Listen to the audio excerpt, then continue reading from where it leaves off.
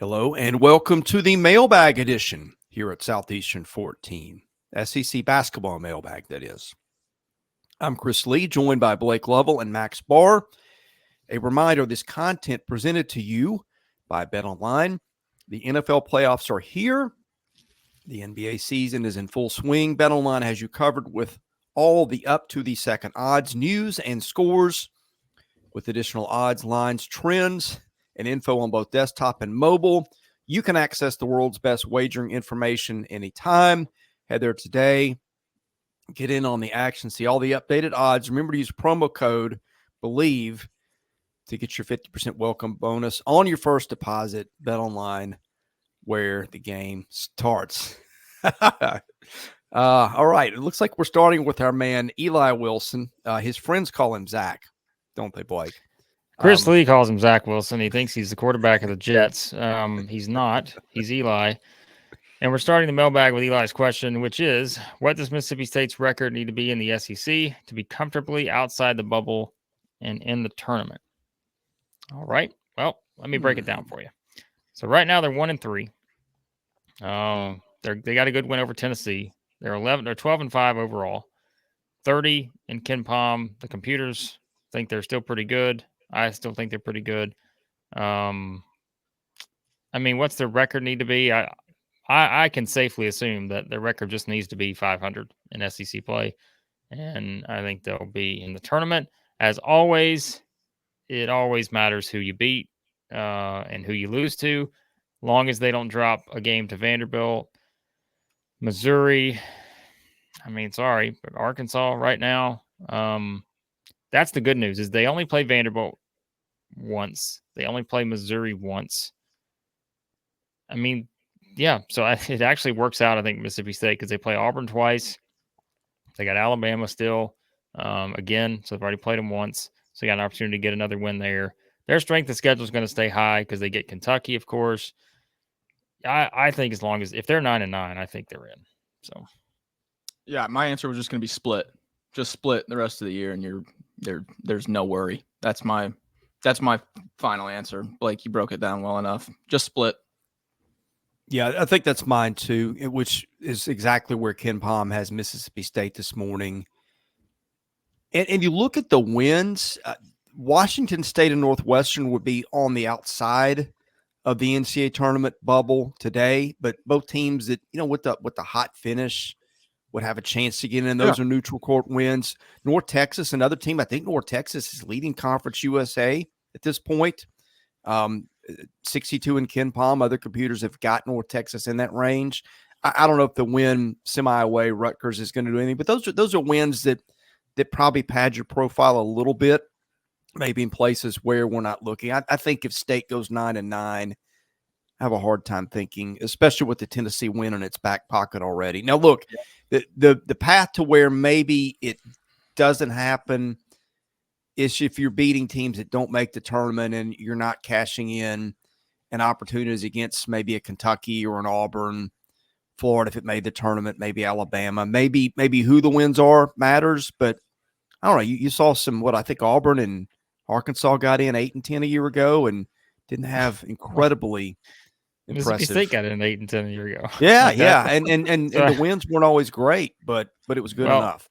I was going to get to that. So they got in at 8-10 a year ago. Their best SEC wins, they beat Arkansas, who was 22 in Ken Palm, Texas A&M, who was 33. That was it. I mean, they beat Missouri, who was 57. So Missouri ended up being a 7 seed. But outside of that, they had the one Marquette win in non-conference play, and that was about it. So I think this year, though, again, they've already got the Tennessee win. They just need to probably pick up 3 really good wins somewhere else. And again, obviously you can't lose every other game, but I don't think that's going to happen. So they get to 9-9. I think they're safely in. All right. Next up, Jaron. Good friend of the show. I have a strong feeling this Arkansas team will go as far as Devo would take it. If he starts to resemble any past version of himself, does Arkansas have a chance to make the tournament? So a lot of tournament talk here. Everybody, of course, Arkansas is starting way further behind than Mississippi State is now. Does Arkansas have a chance to make the tournament? Well, they're what in the net? Are they out of the hundreds yet in that, or are they still there? I know you guys like to check I'll the look that net up while you're every talking. morning I as you hate the net. you need the net as much as you need air and water. I don't. 107. Arkansas is 107 in the net right now, Ooh. so they got a long way to go. Can they make the tournament if Devo becomes his past self? Sure, because that means they're getting a player that's really going to push them to, I think, a lot of wins down the stretch here.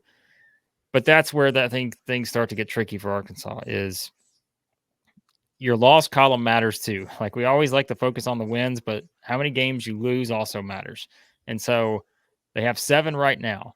They have how many games left to go this season? 14, I think.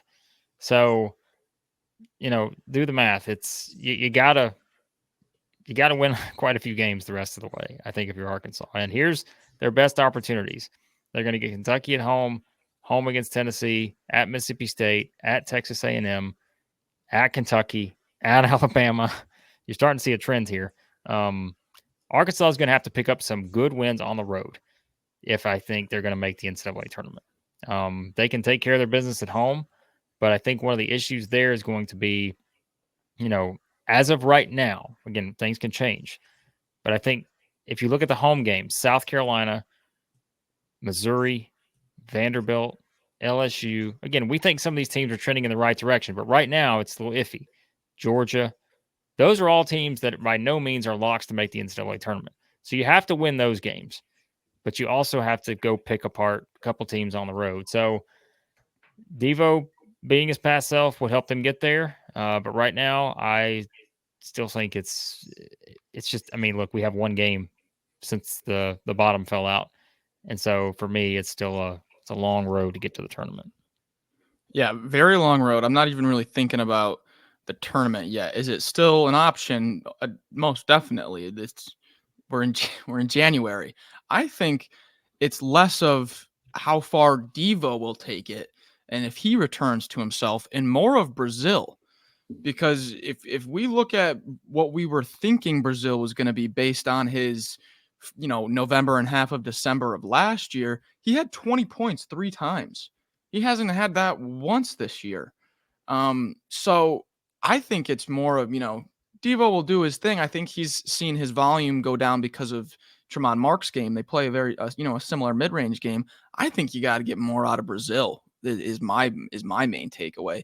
But chance of making the tournament, yeah, everybody in the country still has a chance. Yeah, I think you got to get a lot more out of several guys on this roster, but yeah, Davis is one that when I do the deep dive into stats, you kind of look at some of his numbers and you're like, whoa, what is this? Now, look, there has always been some inconsistency to his game. You go back last year to his last few games, scores 3 in the season-ending loss to Connecticut. Before that, gets 25 against Kansas, 16 against Illinois. Then before that, 5 against A&M, 7 against Auburn, 8 against Kentucky.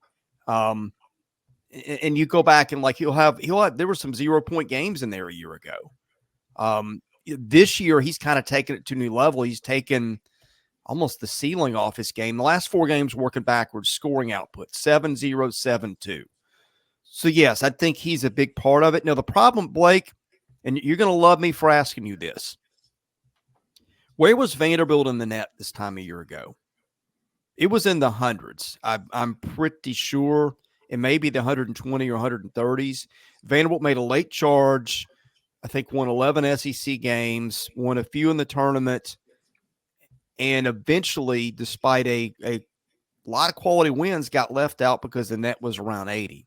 The problem is you banked half a season so far, if you include the out-of-conference portion, and Arkansas has banked so much bad work in the net that not only is it going to have to win games, is going to have to start winning some of these games by a lot of points in order to make up ground. I think what's the lowest ranked team in the net that's ever made it? I think NC State made it one year at 74, maybe. That's off the top of my head.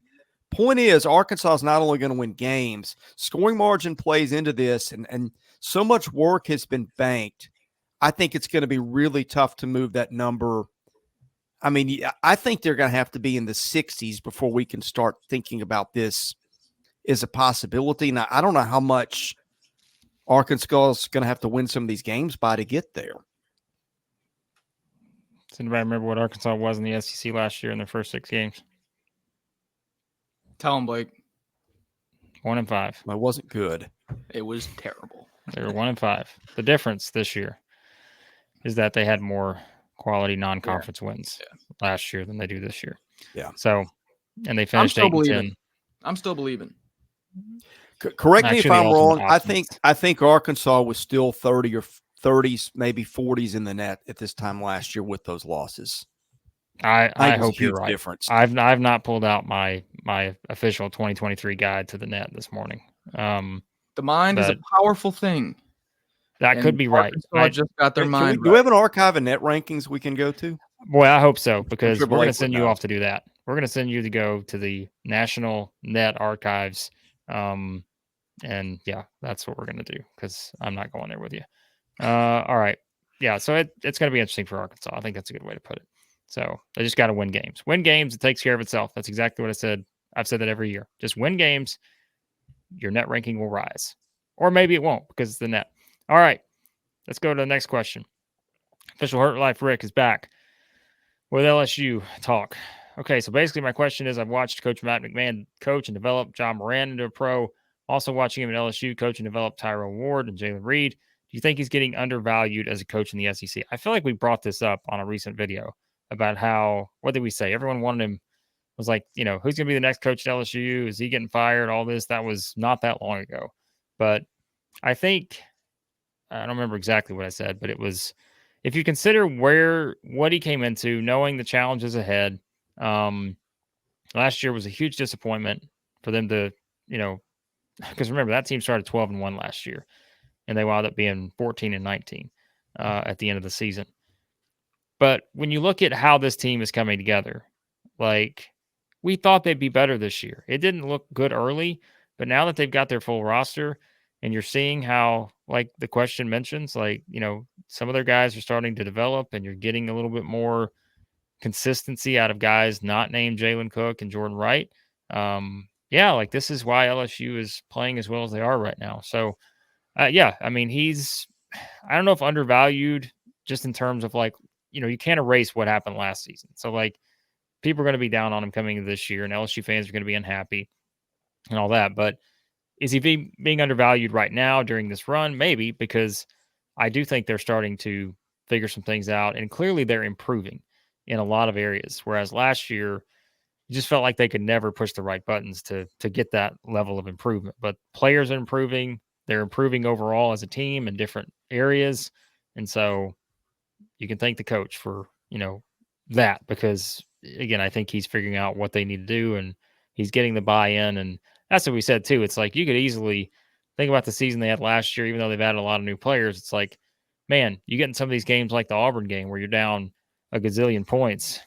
You know what? Who cares, right? Like, let's just go. We'll just take the beating, get out of here. But no, like, that team fought back and made it interesting. I know they lost by 15, but yeah. So I think Matt McMahon, good coach. It was a tough first season, but a lot of coaches have had tough first seasons and found a way to turn it around. So, yeah, I don't know how much to add there. You pretty much nailed it, Blake. You got to remember, his first full off season with the program came in late last summer. So, I mean, look at how good this. I wouldn't say good. How tough this team has gotten now when he gets a full off season with his guys, and brings in Jordan Wright. I can't say enough good things about him. But it just feels more like a Matt McMahon team. God, you know, the Murray State was they were scrappy. You know, they would always out hustle.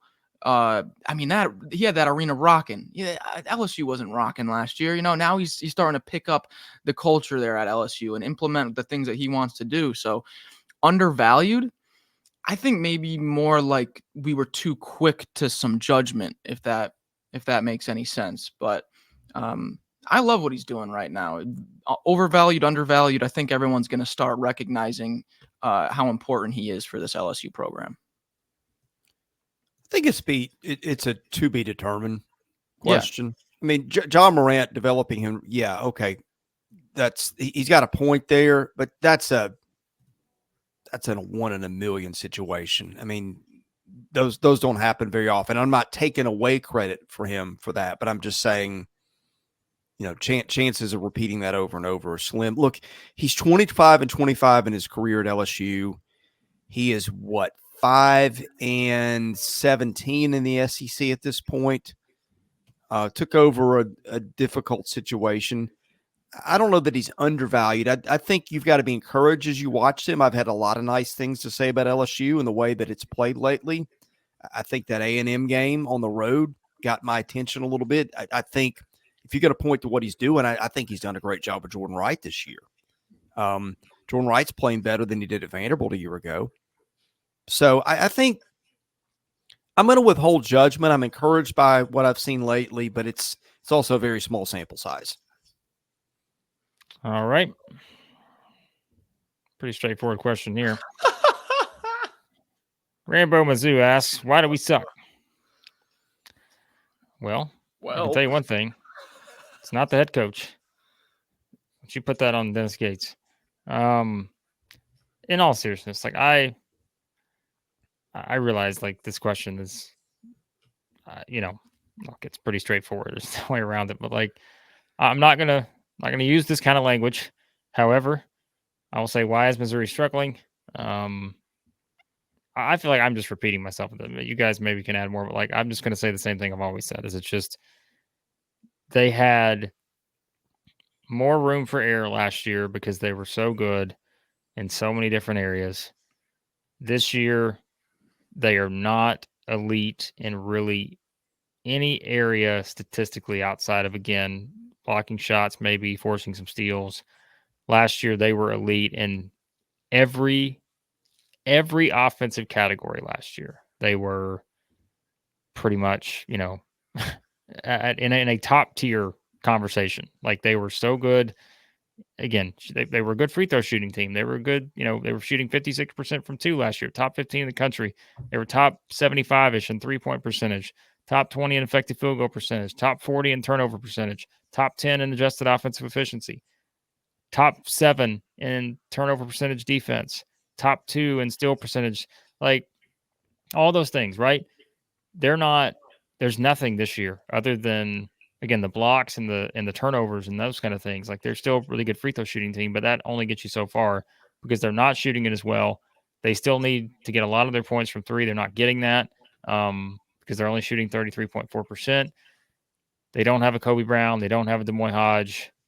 You can question, okay, well, did the staff do a good job of putting this roster together? Did they just, swing and miss on some of these guys? As always, you're going to swing and miss on certain guys. Like it happens when you bring in as many new guys as teams do now. We could not have projected the John Tonje injury. He's out for the season, barely played this year, and now he's out for the year. And so all those things, combine them all together, that's where like you could get away with some of those things last year if you just take one of those things away. But when you take all of it away and you have, again, a guy you expected to play that has not really been a factor this year, out for the season now. Caleb Grill's been out for how long, Max? So this is just the nature of how things can, again, it's that room for error. You can't afford to have injuries, all that stuff, if, you're just a team that's kind of middle of the road in a lot of different areas. And that's kind of where Missouri is right now, is they're still struggling defensively. There's a lot I rattled off there, but you think about how great everything came together last year to make that a magical season. It's almost been the opposite this year, where things have just you become even, right? Like it's, the Jerry Seinfeld, even Steven. Like you're all the way up here, all the way down here, and like it just kind of evens out. And I feel like that's where we are. Wow, that was impressive. Look at what we got here. Our resident Dennis Gates hype man, knowing all of his Mizzou stats like back of his hand. I don't have all those stats on the back of my hand, but I will tell you this, and it just as a dumb it down explanation. You lost your stars. The guys you brought in are all injured. I mean, if you want to make it as simple as possible, you brought in 2 perimeter threats, and both of your perimeter threats are injured. So that's kind of That's my takeaway is you lost a lot, and what you brought in is injured. I don't know what to tell you. All right, Blake had stats, and I'm going to give you some different stats that expand on the issue. I always keep a list of what do guys do per 70 possessions, because I want to know, like, if somebody gets hurt and somebody has to step up, when his replacement is on the floor, what might that look like? And somebody take on a bigger role? And I know it doesn't always work that way, because sometimes you can put up those numbers in a supporting role, and when you're the guy who's the focus of defenses, it changes. So I get that stats don't tell you everything, but they tell you some things. And per 70 points or per 70 possessions, Missouri's top two guys in scoring from a year ago were John Tonje, went through that, barely played, he's injured. And the other one was Connor Vanover, 19.6 points per 70 possessions a year ago. He did that in the Summit League at Oral Roberts, which is nothing like the SEC. Sometimes those things translate, sometimes they don't. And in fact, in this case, Connor Vanover has played at another SEC school in Arkansas, and he was not that kind of player. You look down the list at per 70 possession scoring numbers. Nick Honor last year, 10.6. Sean East, 12.6. That's why I'm a little surprised that East took a jump up to what he's been, because nothing on paper pointed to him being that guy. It has happened. Credit Dennis Gates for that. Caleb Grill, 12.9%. Tamar Bates, 12.3 points for Tamar Bates, and that would have been 12.9 for Caleb Grill.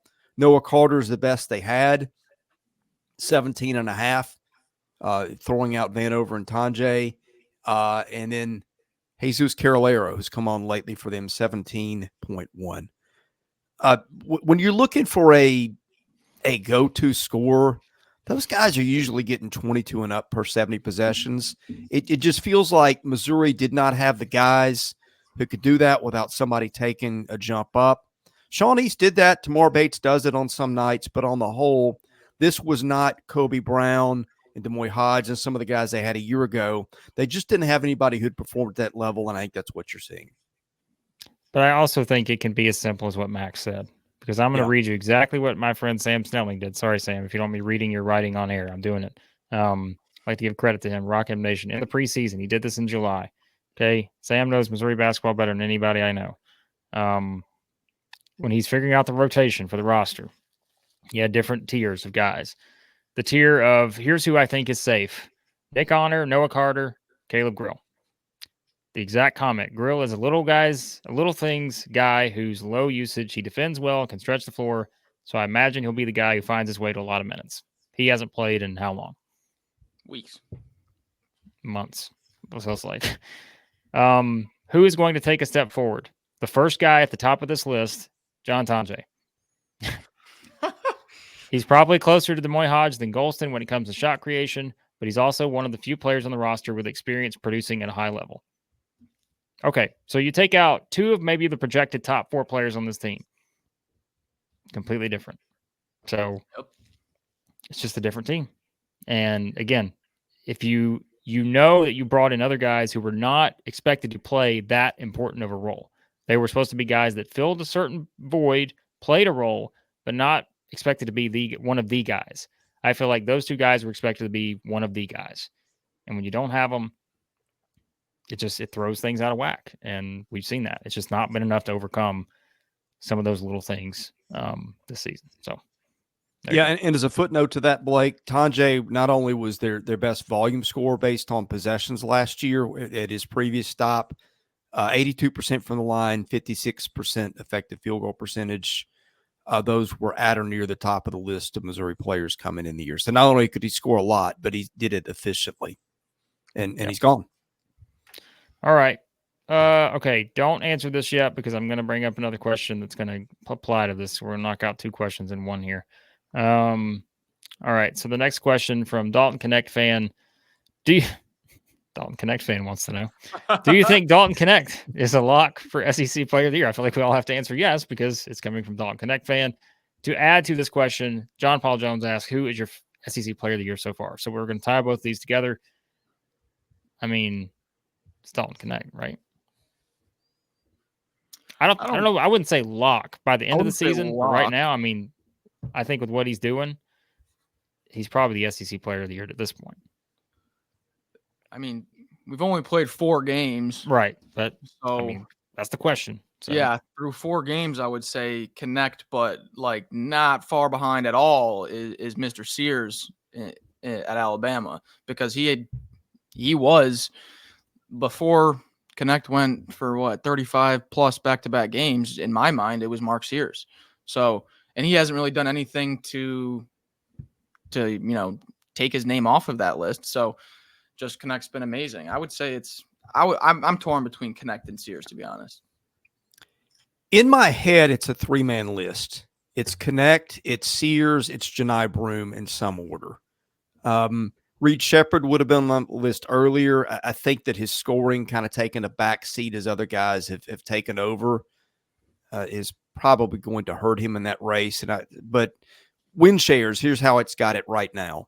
Mark Sears, 3.4, Broome, 2.8, Connect, 2.7, Jalen Williams, Reed Shepherd, also 2.7, Antonio Reeves, 2.5, Trey Mitchell, same number, Jordan Wright at 2.5, Cam Matthews, 2.4, Michie Johnson, 2.4. I think I would go Sears, but it could be Broome, it could be Connect, and I think it'll be fun to see how it plays out. If I'm projecting who I think can maintain their level of play, it would be Mark Sears. Just saying. I love Dark horse might be guys, Antonio Reeves going forward. Go ahead. Sorry. I love that What? none of you guys mentioned Wade Taylor. I mean, you can give me the stats all you want. I get it. He's not shooting as efficiently, but I'm not saying he would get my vote right now, but he's at least got to be in the conversation. Like, we can't have a conversation without having Wade Taylor on there. You can put all those guys ahead of Wade Taylor? Mark Sears? I would put Mark Sears. Yes. No, I'm not. Yes, no, I am no, right no. now. You're going to put every guy you just listed ahead of Wade Taylor. Every single guy in win shares you're going to put ahead of Wade Taylor. Cam Matthews. No, not all 10 of them. I'm just giving you a list to make sure we don't forget anybody. But that's my question. That's what I was asking. Like, who all would you put ahead of Wade Taylor right now? I'm just curious. Like, it's a conversation. I could not put him in front of my leading 3. I'm not saying I would either. I'm just asking who all beyond that would you put ahead of him? Well, here's what Kim Pom says. Here's how it's got the top 5. Broome, Sears, Wade Taylor, Connect, Adu. That's the top 5 in the Ken Pom Player of the Year SEC race. I think which I don't always subscribe to, but that's one man's computer's opinion. Adu's problem is he plays with Connect. Yeah. Yeah. It's not going to be Jonas Adu. So. Jeez. You're just Debbie Downer, man. Wade Taylor, well, you suck. You scored 41 it. points and almost carried You your team just said to he plays with Dalton Connect, so he's not. And then I say it, completely and dismissing you're like, any idea of this guy finishing the season with a double-double in every game the rest of the way and not even having a chance. No chance for Jonas Adu. Jonas Adu, here's why he doesn't think you have a chance. Because you're on my fantasy team this week. He doesn't like you. He doesn't want you to succeed, just like he doesn't want Mark Sears to succeed, which we'll get to here in a second. We're going to wrap up the mailbag with a Mark Sears question. And I want to see what Chris does. He's going to be trying to get out the door back there. All right? But we'll get to I have a name. I have a name I want to include in this conversation that has not been there previously, and that's Jalen Williams. Yeah, I think he needs to be in this conversation. Jalen Williams was tremendous the other night. Yes. Put him in this conversation. You said he was in the win shares somewhere, Chris. Where was he? Was like fourth in the win shares, wasn't he? He was. Yeah. Yeah. So that's interesting. But I think it's the same problem with Adu and Connect. He's not going to get it over Janai Broome. Yeah. True. Interesting. All right. Well, Wade Taylor, I think you're pretty good. I don't know what these other two guys think. If he gives me another. Have you ever ghostwritten any books on gaslighting? I don't know what you're talking about. Don't worry, Chris. We'll get to your question here in just a second. All right. Sam, back again. Tennessee. Not a Tennessee question this time. What scheduling model would you like to see the SEC use next year with Texas and Oklahoma joining, as well as a model for the SEC tournament? Oh, boy. So this is where we start getting into the tough questions because, look, SEC tournament-wise, you got 16 teams. 4 teams get a bye now. Who else has 16 teams? Other conferences? Anybody? I have no clue. No, I don't think so. What did What's the Big the East get up 15? to back in the day? I don't know. It The is ACC high. has 15, right? Yeah, I think. So they use the. I don't know. This is I so don't know how to stupid. forget how they do their buys. Not the question, just where we are. Yeah, it's going to be interesting. I'm trying to think that the math wizards out there are going to be able to put this together in their head. I am not a math wizard. So like I'm trying to think of how you would slot those in terms of the 16 teams because you wouldn't just go 116 and all that. Like you got to give teams buys, right? I mean, otherwise, I would not do that because then you're running the risk of just the 16 beating the one somehow, and like then you're knocking your NCAA. Like, yeah, I don't know about that.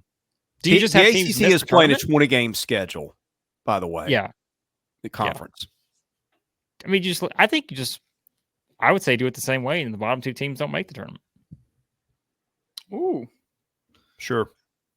that's interesting. Because I mean, in a 16-team league, I mean, is it that upsetting to leave out the team that finishes 15th and 16th? Or maybe you just have the bottom four play each other to get into the You could do that too. I would be okay with that. Yeah, Playing. I don't hate that idea either. Yeah, have the bottom four play each other, and then you just slide them into those Slide them spots. up in. Yep. Yeah, I like that better actually. So you'd have a 6-day tournament. If Yeah, you're bottom but four, I you got to mean, win 6 to make it more money. in 6 days. Yeah. Make it a week. I mean, So- but guys, those we already love those Wednesday night games as it is. I mean, can you imagine 2 nights of that, a Tuesday night? I mean, woo-wee. That's what you would do. Yeah, I think Max is on the Scalping market in Nashville would just be popping for that Tuesday night game. That's what makes the most sense in my head, I guess. Yeah, because if you left the two teams at the bottom out, look, I'm sorry, but you want them to play so they can get the money. So they're not going to leave the bottom two teams out. Everybody's going to be in. So I think what Max said is what's going to happen. Gosh, the Tuesday night into the Wednesday night into oh boy, Sign me up. What an interesting thing that's going to be. So what does the SEC tournament do? Do they leave teams out? I'm trying to find it now. Hold on. Here's what the ACC has: 3 first-round games. So you got 6 teams in there, and then you got 2 teams that get. Oh, I'm sorry. You got one team. Like what is it? The top 4 seeds get a double bye, and the top. Well, and then there's 4 more teams that play the second round game that don't play the first round. So it's like tiered into 3 groups. So you do have to win 6 games coming out of that, I guess. I mean, I don't know, man. Like 5 games, excuse me. I'm gonna tell you right now, like I think the value of the conference tournaments are only getting worse. Yeah. So like. Because we've seen so many years in a row now, it just doesn't matter. Yeah. I mean, like, and that's where, remember, here's what we were talking about and why I think the 6-day format would be tough. If I'm the SEC, I am moving this sucker up to Saturday in the championship. This Sunday championship means nothing. We've seen it year after year after year. It doesn't mean anything because the bracket's already been made. And so I think the SEC should find a way. Maybe you start the tournament on Monday. And go Monday, Tuesday, Wednesday, Thursday, Friday, championship on Saturday. That's what I would say. I like that. If you keep playing on Sunday, it doesn't matter. We just see it every year. Mm-hmm. So, yeah. We didn't hit the tournament more than we hit the regular season. I have a feeling this is what's coming. I mean, because why not? The SEC announced this in baseball in November. You get 2 permanent opponents, so you can Google that and find it pretty easily. For example, Alabama's permanent opponents in baseball, Auburn and Tennessee, Arkansas, Ole Miss, and Missouri. I believe Sam's a Tennessee fan, so Alabama, Vandy would be the permanent opponents in baseball. I don't know why it would be any different from basketball. I would just keep all the same. Yeah, might as well. Permanent and just do it that way. Yeah. So that's probably a good idea. All right. On to this next one. Kendall wants to know, if Bama can limit Dalton Connect to 10 points or less, does Alabama win Saturday? And who does Bama put on him to limit him best? Nelson, Diabate, or someone else? I'll take a stab at answering the last part. The second part of the question, I think it's got to be Rylan Griffin. I think Rylan Griffin's your best perimeter defender. But can Bama limit Dalton Connect to 10 points? I mean, if they do, they're winning. There's my prediction. Yeah. I don't know if anyone can limit him to 10 points right now with the way he's been playing the past 3 games. If they do, yeah, they're going to win probably. So I laughed when I saw 10 points because I'm on the other half of my screen. I have Dalton Connect's past 3 games up. But before that, he did have a game where he had 8. He also had a game where he had 2. Probably. He had a game where they had 8 and they beat Ole Miss by 6. So it's tough to even predict that Alabama beats him if he only has less than 10 because it's got to be Rylan Griffin on him. Yeah, got to be Rylan Griffin. He had a 3-game stretch from December 12th through the 21st. Now they're playing Georgia Southern, NC State, Tarleton State. That's not how much he's needed in 2 of those games. Probably not a lot, but he went 7, 2, and 6 in those games.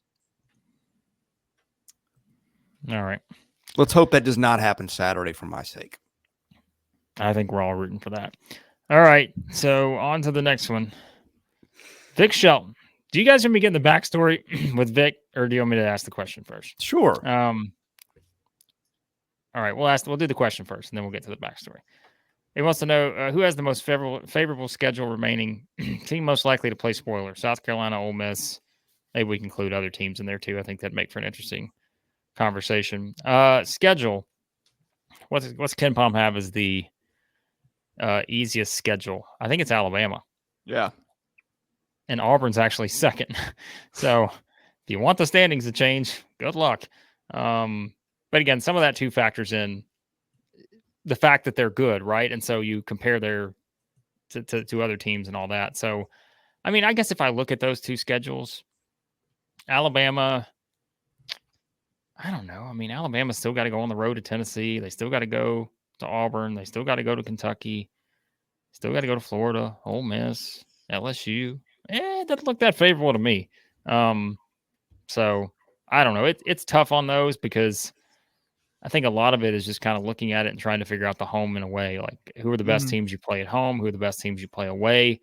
And now that I look at it, actually, I think Auburn's schedule is not the worst because they do have to go to Alabama. They got to go to Mississippi State. They got to go to Tennessee, which, those are all tough. But, you got to go to Ole Miss, got to go to Florida, Georgia, Missouri. Those are all winnable games for Auburn. And then you get, home games against Kentucky. So you get Kentucky at home. That's nice. You get another home game against Mississippi State. So, yeah, I mean, unless you guys just have one that completely stands out, I'd say Auburn's, to me, for a team that's been as dominant as they are, it doesn't feel like it's the worst schedule out there. So, yeah, I mean, they avoid Tennessee and Kentucky both twice. They do play Mississippi State twice, which is if I'm making the top half of the power rankings right now, they're in there. They play Alabama twice, which also we've had at number 4 consistently. So yeah, it's not. I mean, some of their easier games are already behind them. Not that A&M and LSU are easy, but they got them at home. The road trip so far have been to Arkansas and Vanderbilt. Those are the worst 2 teams in our power rankings so far. So Auburn has gotten past some of the easier part of the schedule already. I'll be honest. I think Missouri has the easiest schedule remaining. They don't have to play Tennessee. They don't have to play Kentucky. They don't have to play Alabama. And the only time that they get Auburn is at home on March 5th. So you're pretty much avoiding the top 4 there that we've had in our power rankings the past few weeks. You completely avoid them. And then you get Auburn at home on your second to last game. I mean, you go through their away games, A&M and Carolina, Vandy, Ole Miss, Arkansas and Florida, and then LSU. I mean, you're pretty much avoiding the top of the conference there for Mizzou. So I would go with them. That's a good point. Their toughest 2 road games from here forward are South Carolina and Florida. They don't run into much. No, I think Yeah. that's the answer. Yeah, maybe. So those are interesting. All right. So the backstory with Vic here. So Vic is a coach. Okay, he's a high school coach, and he was actually coaching when I was still playing in high school, and he was an assistant coach. I think this is right. Vic's gonna tell me if I'm wrong. And this better be the right Vic. If I'm like talking about someone who's not the Vic, I'm just kidding. It is. So he's an assistant coach against for a rival team. My senior year, we played a double overtime game at their gym, and I will tell you to this day, I still have nightmares about this erroneous travel call that sent this game to overtime. We lost in double overtime, and I'll just tell you, it's a game I don't forget. I don't blame Vic for it, but just want him to know that I still think about this game. It's tough. Those games stick with you years later, decades later. They stick with you. That stings. They stick with you. Erroneous travel call, all because of a bum referee decided that he wasn't going to let us win the game. Just a bum travel call, charge call. It was all just, it was SEC officiating out there. All right. On to the next one. I figured Chris would have a comment, but he doesn't. Yep, he does. I'm just thinking Jeff Green, but it was the other Oh. situation where they didn't call a travel. Sorry, Vandy fans. This was worse than Jeff Green. This was worse. Wow, worse It than really Jeff was. Green? Like it was, I mean, you know, but I will say this too, just this is another part of this. I remember this again, the basketball in me. Also, if you're going to get an erroneous travel call and you set up your defense and the other team has a chance to hit a three to tie the game, to send it to the first overtime, you want to make sure you're on the same page with your fellow guard. Because if you're not, both of you are going to go to one side of the zone and we're going to let a guy sneak out to the corner and be wide open and hit a three to send it to overtime. I'm not bitter or anything, unusually personal, but I'm not bitter. Look, Vic's moved on to bigger and better things. I have to, but listen, that game took a lot out. You have so not moved on for that game that I think neglected to answer the second part of Vic's question. Oh, you're right. Anyways, I'll tell you who's going to play spoiler. The referees in that game are going to play spoiler to somebody's season. So, who's going to play the spoiler? Ole Miss, South Carolina, teams like that. Is anybody else? I mean, I guess technically we could say Arkansas because they are 1-3 right now. Yep. But I mean, I guess we could also apply that to A&M. They're 1-3. Mississippi State's 1-3. So if we just take maybe a couple of those teams out of the equation, I still think Ole Miss is going to be okay. And maybe I'm proven wrong here. I just think they're going to be one of these teams that loses on the road and plays really well at home. That's not unlike most teams. So I think Ole Miss can play the spoiler because if you look at, again, too, scheduling-wise for them, well, they play Alabama at home. Actually, I might take that out. They play Auburn at home, Mississippi State at home. Yeah, they got some tough road games, man. I don't know if it is over. They got some tough road games. So, but I think they got a shot. Yeah, I would say either Ole Miss or Arkansas because they're probably going to lose games on the road, but they're going to have enough confidence and good enough coaching that it's going to be a tough game to play at their place. And you might drop a game when you play at Budwallen or you play at I'll call it the Pavilion. It's the Tad Pad in my mind. But yeah, it's just they're teams that are really tough to play at. Same with the Hump with Mississippi State. Like teams that have a really, really strong home court advantage, but are probably going to drop the game when they go on the road. Those are the teams I'm looking at. Well, spoiler can mean different things. Arkansas certainly could be spoiler for reasons you outline. I think if it's between South Carolina and Ole Miss, I would take Ole Miss. Yeah. Now that Studi's hurt, and also now that Ole Miss, the parts are there. I mean, we've talked about having the two big erasers underneath.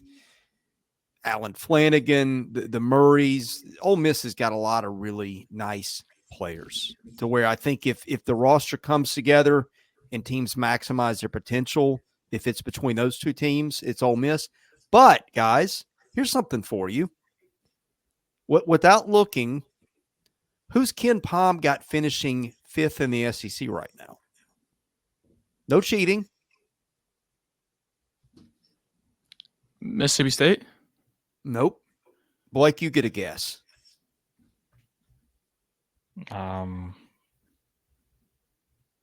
Georgia, multiple teams. Georgia, yeah, you nailed it. I'm Hold on a shocked. second. Hold on. Yes, Georgia has got Ken Palm No, has got no, Georgia no, going 9-9. No. There's does. 4 teams he's got going 9-9. And Georgia's one of them. Okay, but that doesn't mean they're finishing 5th. That means they're finishing tied for 5th with 3 other teams, which means they could finish either 5th yes, or 9th. and in my defense, the way that he's got this, you can't sort by projection. So it's got Georgia up there at 9-9. It looks like it's in order by projected, and he's got a bunch of 8 and 10s, and he drops off to 4 more. Yeah, so finishing 5-9 to me doesn't classify. But I wasn't wrong. Yeah. Technically, we're not wrong. I will give you that, because boy, are we about to bag on you here in just a minute. So I'll give you that one for now. All right. Anyways, we appreciate the question from Vic. It's too good. Hope Vic's doing well. Yeah. I feel like I should call him coach, because it's one of those things, right? I call guys coaches. I call coaches now coaches. So Coach Gates. It's not Dennis. It's Coach Gates. All right. Next up. This is the one I told you guys beforehand. Ooh. We are going to do this, but we are not going to do this on this mailbag episode. It's a great question. It's a tremendous question from Connor here. Clearly a Kentucky fan. If you had to draft an all-time SEC team, who would you choose? Choose a starting 5, 3 bench players, and a head coach. There's no way we can do this in the allotted time that we have for this mailbag. So, Max, I would like you to do some homework here. I would like you to make sure this gets on our schedule, and we need to do this at some point over the next couple of weeks. I think this would be fun to do. Drafting our all-time SEC teams with a starting 5, 3 bench players, and a head coach. Look, Max bringing out the notebook. I thought this was the rule book, is the way I see it. It's got a little bit of everything. Okay.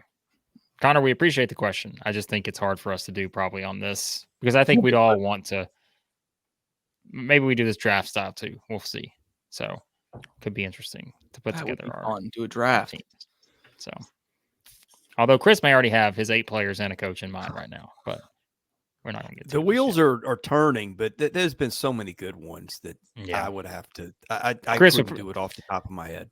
Chris would put Dalton Connect on there. Let's be honest. So, would I be wrong?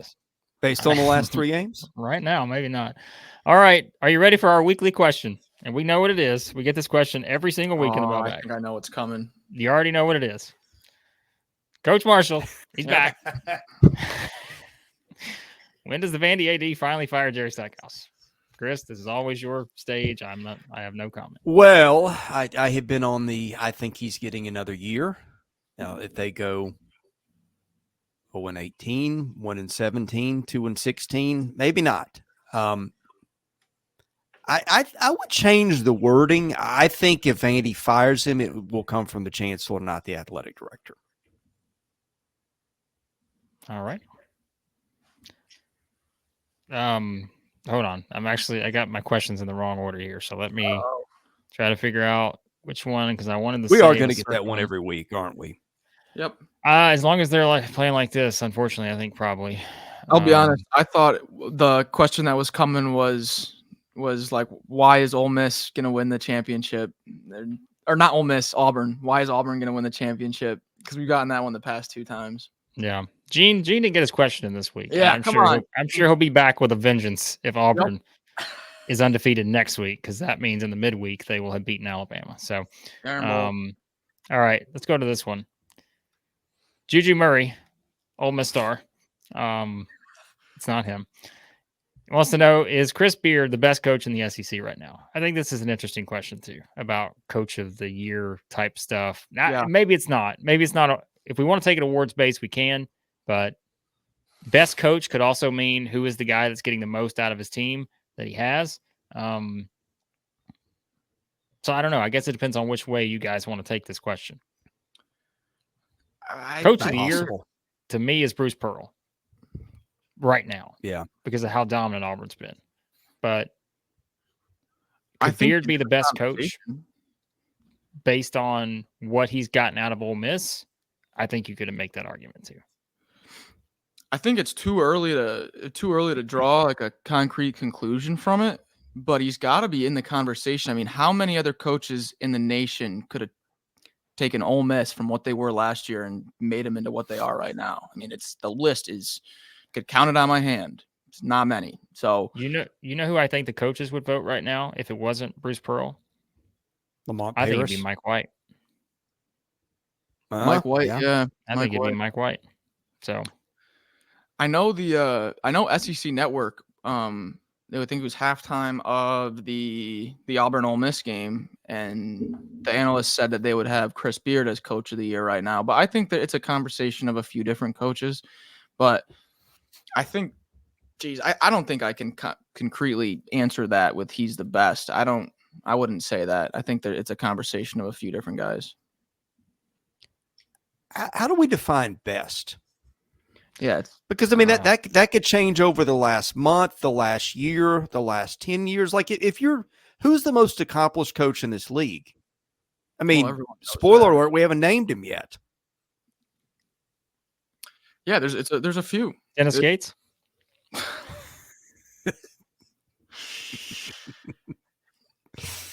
Is he the best coach in the SEC right now? I would say no, but he's up there. You also don't know what you're talking about, Max. So let's not hate on Dennis Gates here. Okay. Come on, Max. I was talking about Chris Beard. Oh, Chris Beard. Okay. You're so defensive against Dennis Gates so quick. I was being 100% serious, of course, Max. Anyways. I'm going to ask you guys something. And I'm going back and looking at the coaches in the Hall of Fame and at the college coaches that have most recently been inducted. I'm going to go work backwards. Gene Cady, this is men's coaches from Division I. There's some women's coaches in here and some lower level ones. I'm going to skip over those. Bob Huggins, 2022. Jay Wright, 2021. Eddie Sutton, 2020. Lefty Drizel, 2018. Bill Self, 2017. Tom Izzo, 2016. John Calipari, 2015. He's already in the Hall of Fame. Nolan Richardson, 2014. Gary Williams, 2014. So if that is considered kind of the recent bar for who's a Hall of Fame coach, how many coaches from this league could we eventually see in the Hall of Fame that are coaching in the SEC right now? We got about, I don't know if we have enough time to ponder that. At least three. At least three. I think there's 1, 2, 3. At least, yeah. I would say at least 3 right now. I mean, I think you could see Bruce Pearl, Nate Oates, Rick Barnes. Cal's already in there. Chris Beard, potentially Buzz Williams or Eric Musselman. Now, that might be reaching a little bit, but I mean, those guys are all, some of those guys might have 10, 15 years of coaching in front of them. Maybe not Bruce Pearl, but impossible to, it is. But the point is, if we're even mentioning name, look, it is a beauty pageant of coaches in this league. True. I have a hard time with the question because it can change depending on where you draw your timeline. All right. And we've worked our way to this because there's only one question that's deserving of the final spot here. And I would just like to let you know that neither Max nor I, we didn't solicit this question. We didn't ask for this question. No. This is the people's mailbag. Yes. This is the people who decide what these questions are. Not Max, not myself. Not Chris, Lee, Bears. None of that. It's just the people who want the hard truth. That's what they want here. They want the facts only.